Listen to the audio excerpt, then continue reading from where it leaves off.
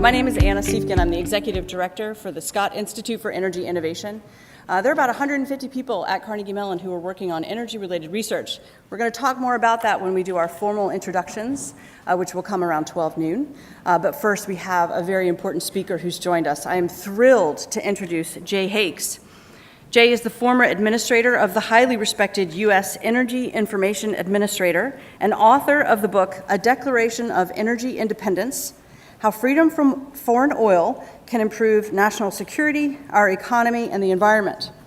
During his career in government, he held numerous positions dealing with energy: Assistant to the Secretary of the Interior, Director of the Florida Governor's Energy Office, Head of the U.S. Energy Information Administration, and he also served for 13 years as Director of the Jimmy Carter Presidential Library in Atlanta.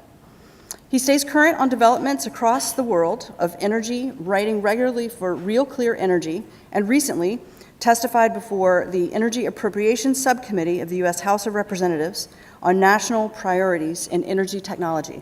So please join me in welcoming Jay Hakes.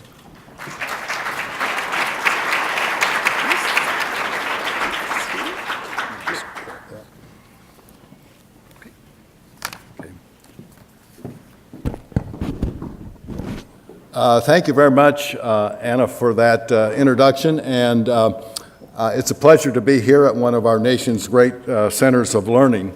I spent some of my youth in Pittsburgh, so it's kind of nice to be back. I'm going to start with a test. This is, after all, a university. I hope this is an easy question, but how many of you know who Guy Stever is? Okay, a few people. Guy Stever was the president of Carnegie Mellon University from 1965 to 1972. That's his memoir. I took a picture of it because it's in on the shelf in my office at home. And why is it there? Well, he's pretty important for reasons not just because he was president of Carnegie Mellon, although that's pretty good in and of itself. But he left the university to become head of the National Academy of Sciences. And it just so happened that when he left in 1973 was the year that Richard Nixon abolished the White House Science Office. So the plan was that the National Academy of Sciences would operate as sort of a de facto White House Science Office, which put Stever in a very important position. Now, in 1975, he oversaw a new pioneering report by the National Academy of Sciences called Understanding Climate Change. It was a big, hefty book. It was a survey of what we knew about climate change in 1975 and what we needed to know to fill the gaps. That book also sits on a shelf in my office. Shortly thereafter, President Ford reestablished the White House Science Office and named Stever as its head. So he was the first head of the White House Science Office that was authorized under federal legislation. The ones before had been voluntary. And then he came by, he'd been operating at a very high level, but he came back in 1992 to help write the National Academy of Sciences program report, Policy Implications of Global Warming, another important milestone in climate science. Now, why do I mention him? One is I follow Edmund Burke, who said we should always remember those who came before us and build a world for those who come after. Stever, I think, kind of fits into that category. But it also establishes a time frame. There are a lot of people who say, well, we need to start studying climate science, or we need to start developing policies to deal with climate change. The first major White House report on climate change came out in 1965. That one was only about 70 pages. And then the Academy came out in 75. So in both climate science and energy, timeframes are very important. Speaking of timeframes, I'd like to point out that we are currently in the greatest period of change in the history of energy. There's nothing before that's ever come close to this. Natural gas production in the last 12 years is up 45%, oil production 115%, wind production 660%, solar production up almost 1,400%. We've slashed our oil imports from 60% to, last I checked, was 13% of net imports when you subtract the exports from imports. Now, not only are these numbers fairly astounding, they're pretty much unexpected by most energy experts if you go back a dozen years. My book that Anna mentioned came out in 2008, and I suggested that it would be a good idea to slash our oil imports from 60% to maybe 25 or 30%. I was called Pollyannish, didn't understand energy, there was no way that imports were coming down. Here we are, 13%. I was too negative. But one point I want to make today, as I've been involved in energy for a long time, and I'd like to point out that the seeds of the current revolution were planted a long time ago, mainly in the 1970s. This is a picture of Jimmy Carter on the roof of the White House in June of 1979, dedicating 32 thermal solar panels. And these are the old-fashioned solar panels. They have glycerin running through the pipe, getting hot, and then it goes down to a heat exchanger and it heats your water. And when the sun's not up, you use a resistance hot water to heat it. So it's not actually even all that energy efficient. But anyhow, it was part of a larger program to put in tax incentives for solar, to do R&D in the advanced photovoltaic panels, which were a whole different technology, and a solar bank. And he set as a goal that the United States would achieve 20% of its electricity from renewable energy by the year 2000. And we're not quite there yet. But he said either this will be a new revolution for the United States or these panels will end up in a museum somewhere. Well, one of these panels actually is on display at the Carter Presidential Library in Atlanta. So what happened to bring us to where we are today? At a research university, you certainly will not neglect the role of research and development. It is the foundation for what happens. And I find, if you're not familiar with this bar graph, I would become familiar with it because the American Association for the Advancement of Sciences puts it out every year. And it's the non-defense research and development budget of the United States government.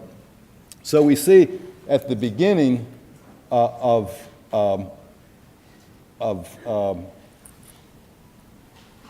beginning, space dominates non-defense spending. At the end, health dominates R&D. In the middle, in the late 70s, there is a period where energy is pretty much equivalent with health, even a little larger than health, and competitive with space. But that didn't last very long. But a lot of that R&D still paid off. It didn't totally go away. Comes back a little bit with the stimulus package in 2009, 2010. So that created a base for solar, but in and of itself, it did not bring about what Carter wanted. Here's what played a bigger role, or at least a complementary role, and that was state renewable portfolio standards. The idea started in Iowa, where they had a lot of wind. Texas was one of the first major adopters. And this shows that most states in the United States, some of them blue states, some of them red states, have renewable portfolio standards. And this is a fairly up-to-date graph. It's the latest one published, but it's already out of date because states are getting larger goals. And in states in the middle of the country where they have a lot of wind resources, wind is booming. Elsewhere in the country, solar is booming. So we had a place where the federal government came very close to passing a renewable portfolio standard, never did, but the states did. So this has driven a lot of it.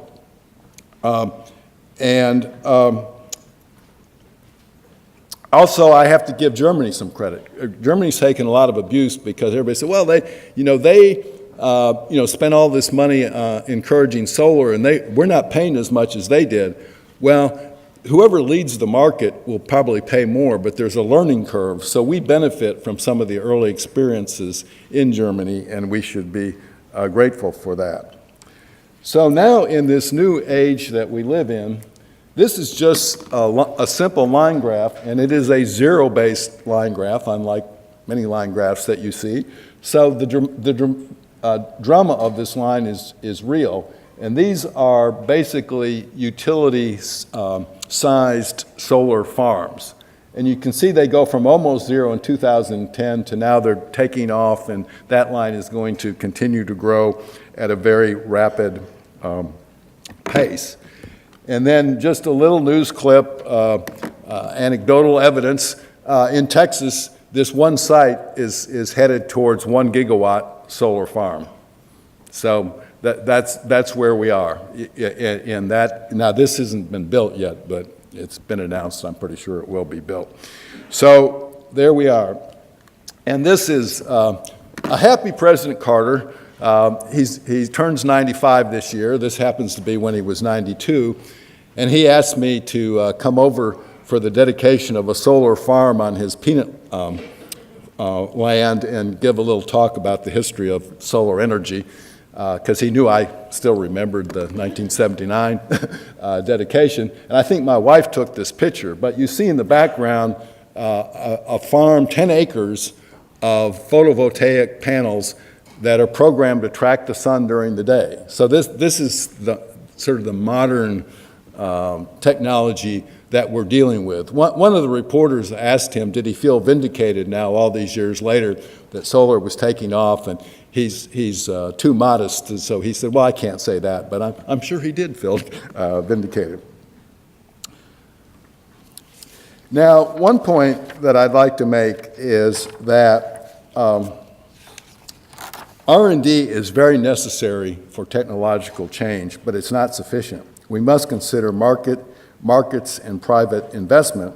For something really big, the private sector needs the government, and for something, for market penetration, the government needs the private sector. So whoever here is working on partnerships, those are very good things. Now, I'm going to give another example. Some people will come and talk to you about solar. Some people will come and talk to you about fracking. I'll talk to you about both of them. In the 1970s, we believed we were running out of natural gas. We even passed laws that said that you could not use natural gas in a new electric generation plant, and the law anticipated we would phase out the use of gas in existing plants. The idea was it was so scarce that we would save it for direct home use. And so you see here, the top line is consumption. So where the consumption is higher than production, we're basically importing the gas from Canada. And you can see that production sort of stagnates, kind of hangs in there, and then it started its own boom, and you saw the number for that previously. So what happened? Well, in the 1970s, we had incentives for what was called oil in tight formations. And you have to be careful when you're studying fracturing, because a lot of technical people call it tight formations. The general public calls it shale. They're basically talking about the same thing. So they put in tax incentives to develop unconventional oil. There was a lot of R&D work on drill bits and seismology. And a fellow named George Mitchell in Texas, outside of Dallas, bought a big chunk of land that had no value unless you could frack it. And he spent decades working to develop hydrofracturing, where you would pump at high pressure water with some chemicals in it, break up the shale, and extract the oil. And but it would take a long time, a lot like solar. He had to have patience. So what's happening here? This is probably history most of you wouldn't be familiar with, but I mentioned the Fuel Use Act. It was repealed in 1987. We finally got total rid of natural gas price controls in '89.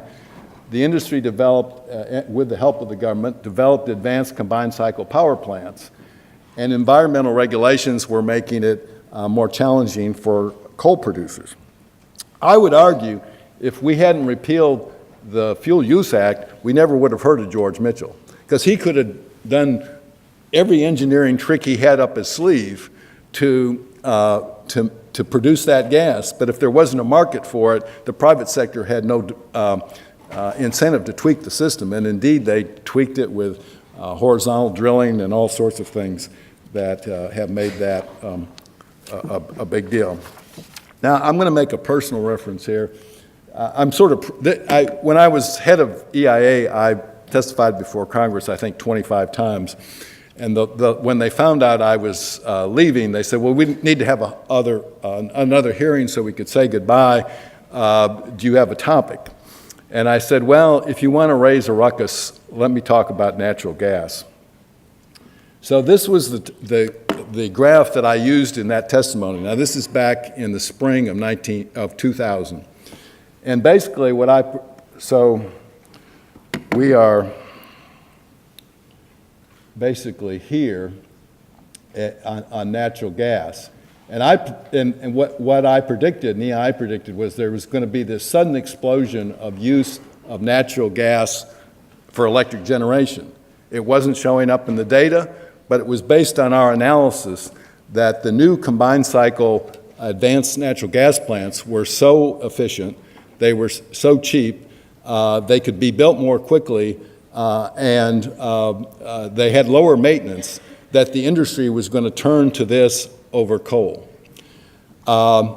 We took a beating on that. Even the natural gas industry was quite upset with that. But we were right. But I can't brag too much because I'm trying to make a point here. We did not predict that natural gas prices would come down the way they did. We predicted a price for natural gas that's about 4 times what the current price of gas is. But we still got this trend line right. Why did we get it right? Because we were looking at the holistic picture, not only of how they would produce the gas, but how they were going to use it and where was it most efficient. So it takes the aligning of many factors to make things happen in energy. And I think it's fair to say I've just picked 2 examples, and they give us a chance to see how change happens, and I could give other examples, many technologies you all are working on. I'm going to close. I was going to give a little talk on transportation here, but this is the driving miles, which is soaring in the United States. It's the major obstacle to dealing with climate change today. Obviously, we've got to electrify our vehicles. But I'm going to close with a story, because I like stories. I spent a lot of time in presidential libraries going over what they were talking about at the time. And in 1974, President Gerald Ford gave a speech, and he announced that we were spending more on energy research and development than we spent either on the Manhattan Project to develop the atomic bomb or the Apollo project to send somebody to the moon. And when he got back, he assigned a staff member to check whether this was in fact true. Probably should have done it the other way around. But it came back with the good news. The staffer he asked to look into it, Mike Duvall, reported back that the government spending on research and development was just about to exceed that for the atomic bomb or the moon landing. But Duvall suggested to the president that the administration might be comparing apples and oranges, since unlike space and defense, the private sector would be the main customer for new energy technology. In the case of space and defense, the main user, of course, was the government itself. I won't say that price was no object, but it's a little different than selling something in the market. So Duvall's observation is still relevant today. Basing an energy program on the model of the Manhattan or Apollo projects, as 2 of our major bills before Congress today are doing, is not good enough. Sending a person to the moon is relatively easy compared to realigning a whole energy system. So my conclusion is that energy and dealing with climate change is bigger than the Manhattan Project. It's bigger than the Apollo project. We can solve our problems, but not all at once. There's no silver bullet, but there's a lot of silver buckshot. So with that mixture of optimism and pessimism, I hope we have time for plenty of questions.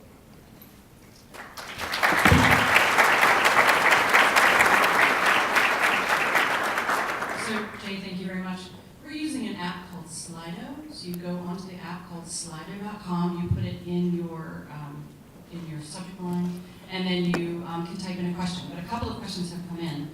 One of them obviously is a bigger question, but given your perspective and all that you know, how do you feel about the Green New Deal? Well, the Green New Deal is in the news every day, which is good. I mean, when we go back to the presidential debates, of all the presidential debates, there was one question on climate change. That suggests to me that our attention span is not always focused in the right place. So in terms of focusing our attention, I think it has been of some help. I think in certain respects, it confuses things, because when you say that we could go to zero carbon in 10 years, I couldn't find you a single person that could make a case that that's possible. Also, there's no content to it at this point, and they're saying that, well, we'll have a plan ready next year. Well, if it's urgent, why isn't the plan ready today? So my approach to this, and some members of Congress agree with me, is you, at any point in time, you can do what you do that week, or you do what you can do that year. If the political environment changes, you do what you can do in that environment. But you have to remember that in the political process, I started as a political science professor. I started in the world of academia. And if there was one thing I wanted to teach students, it's that it takes 60 votes to cut off a filibuster in the United States Senate. That's the political system that we deal with. So the idea that there's some grand scheme that's going to come in all at once, I think is a false goal. So what I urge people is look for bits and pieces. I think the push for renewable energy is something that everybody's for. As I showed, a wide variety of states support that. Push that. Push the kind of regulations that will lead us to the electrified vehicle system. I think I could put together a coalition for that idea and do the parts of it that are big enough to make a difference, but small enough to get passed. It's going to be a continual battle. It's not, as some say, that there's a particular temperature. For years, the science community was telling us everything up to 2 degrees Celsius is okay. It's only in the last year that the main scientific studies have said, well, 1.5 degrees Celsius. And 2 degrees Celsius is what, 3.6 Fahrenheit? So Americans are seeing that, and is 3.6 Fahrenheit okay? Probably not.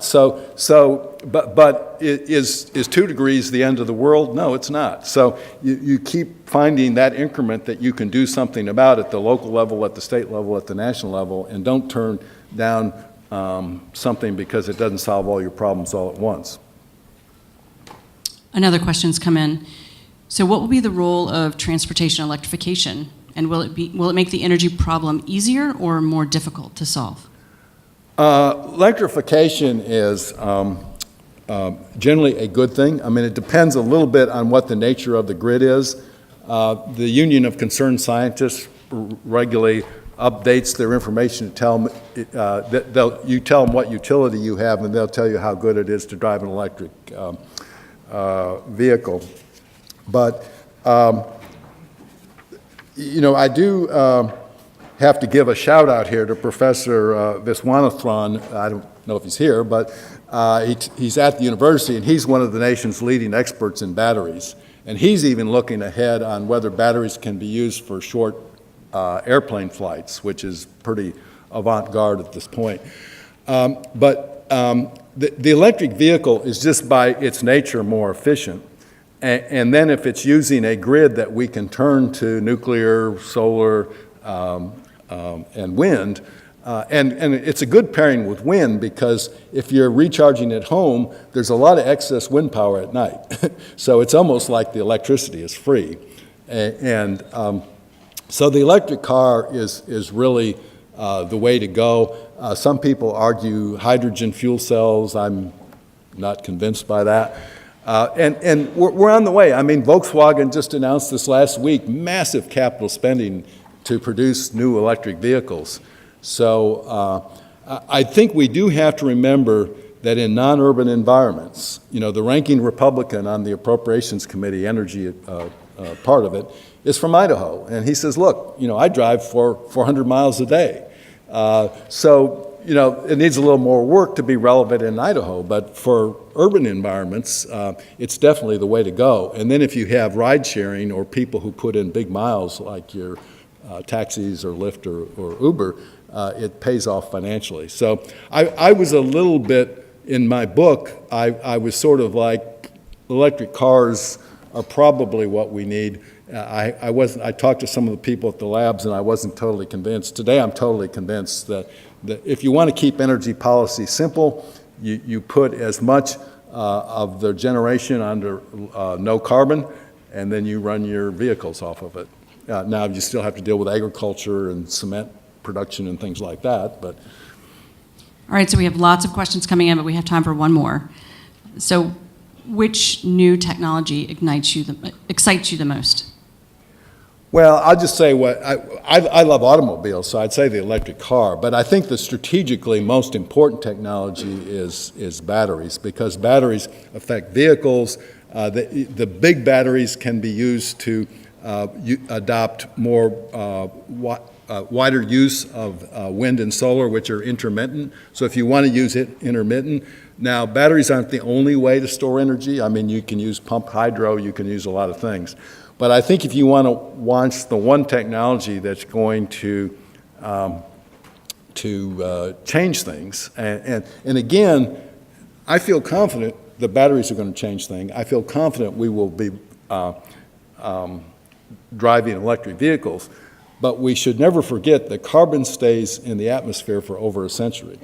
It's unlike any other environmental issue that we deal with. So it makes a big difference whether we get to electric vehicles in 10 years or we get to them in 30 years. So what we're trying to do is accelerate the pace of these things so that we're doing it in a serious manner with the challenges that we face.